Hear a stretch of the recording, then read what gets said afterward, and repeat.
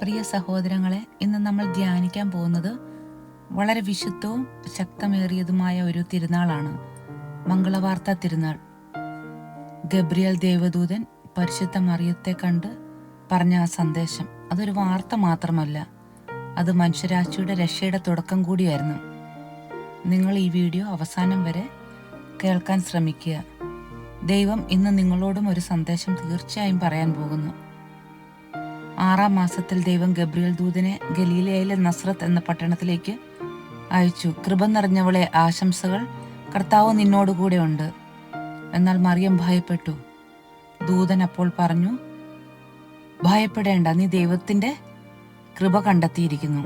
അവസാനം മറിയം പറഞ്ഞു, ഇതാണ് കർത്താവിന്റെ ദാസി, നിന്റെ വാക്കുപോലെ എന്നിൽ ഭവിക്കട്ടെ. സഹോദരങ്ങളെ, മറിയം ഒരു സാധാരണ പെൺകുട്ടിയായിരുന്നു. പക്ഷെ ദൈവം അവളെ എന്തുകൊണ്ട് തിരഞ്ഞെടുത്തു?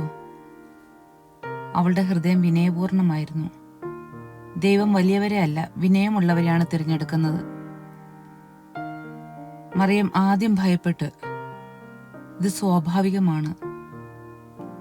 നമ്മളും ജീവിതത്തിൽ പല കാര്യങ്ങളിലും ഭയപ്പെട്ട് നിൽക്കും.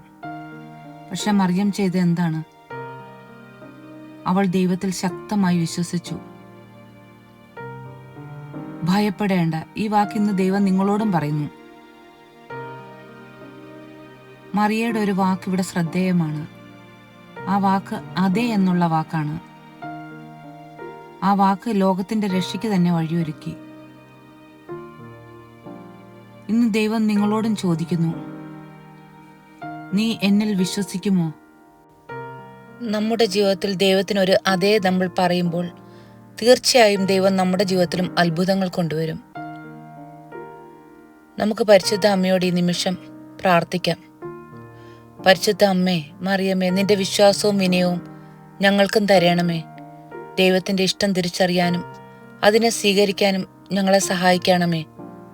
ഭയപ്പെടുന്ന ഓരോ ഹൃദയത്തിലും നിന്റെ സമാധാനം വന്ന് നിറയട്ടെ. ഈ വീഡിയോ കാണുന്ന എല്ലാവരെയും ദൈവമേ ഇന്ന് നീ അനുഗ്രഹിക്കണമേ.